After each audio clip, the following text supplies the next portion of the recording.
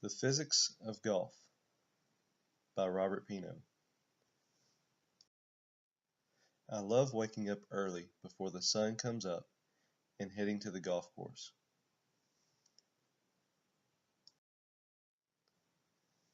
Golf is not a game of perfection, but there are some who truly understand the physics of this great game, such as Tiger Woods, who is undoubtedly the best that has ever played. Phil Mickelson is also one of the best, who is my most favorite player. I like him for many reasons. He is an all-around respected player of the game, as well as Ben Hogan and Payne Stewart. Some golf shots stray right and some to the left, and often they produce a curve. If you're like me, you end up hiking in the woods searching for your ball, more than strolling through the fairway and enjoying the beautiful weather while you're playing the greatest game ever created. Practicing golf versus applying physics to golf to become better. Some people spend a lot of time and money to have someone train them to play better at golf.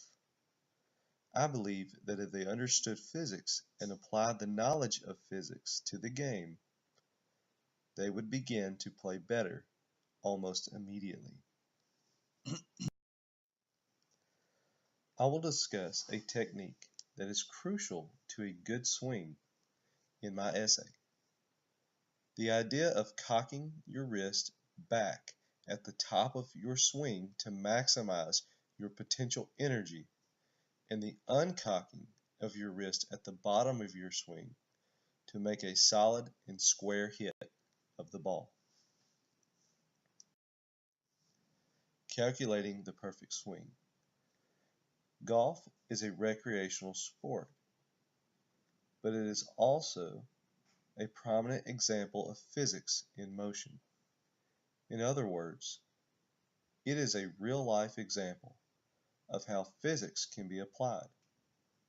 There is so much information that someone could gather to calculate the perfect swing to become better at playing this game.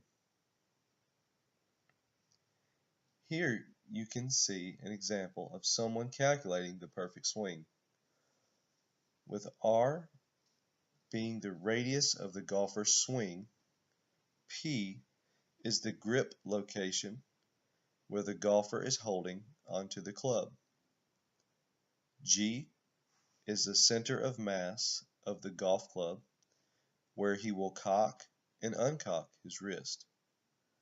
LG is the distance from the grip P to the center of mass of the golf club. A is the angle of the golf club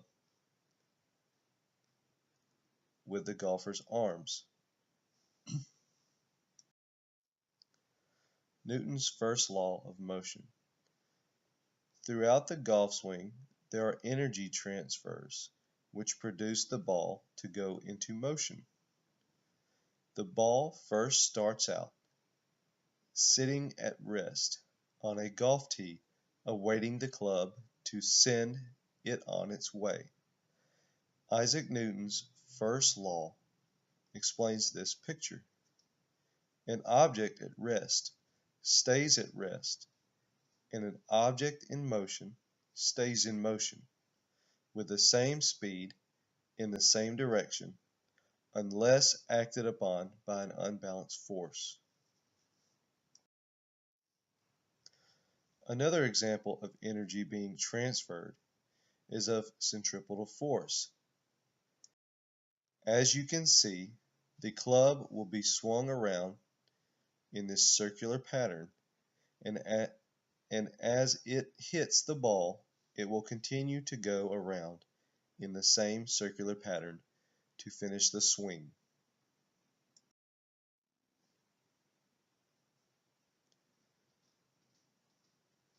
This force allows an oval-shaped pattern to happen as the golfer swings his club.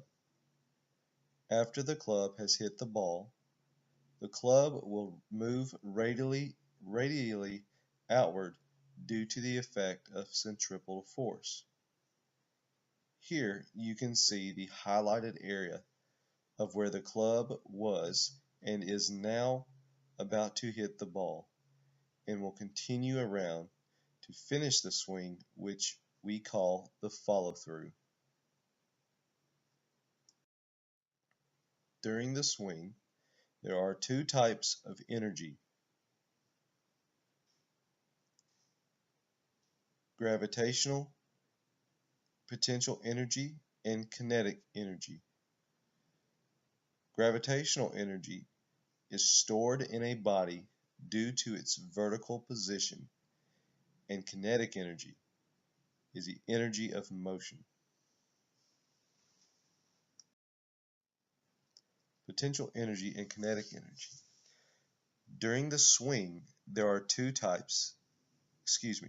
At the top of the backswing, the club has all of its potential energy and zero kinetic energy.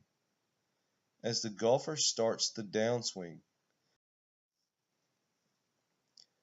the velocity is the greatest at the moment right before the club impacts the ball.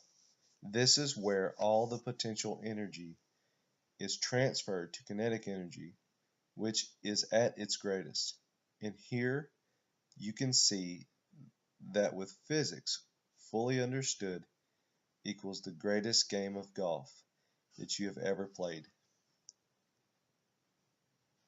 In this picture, this guy is pressing the ball in the precise direction because he truly understands the physics of golf.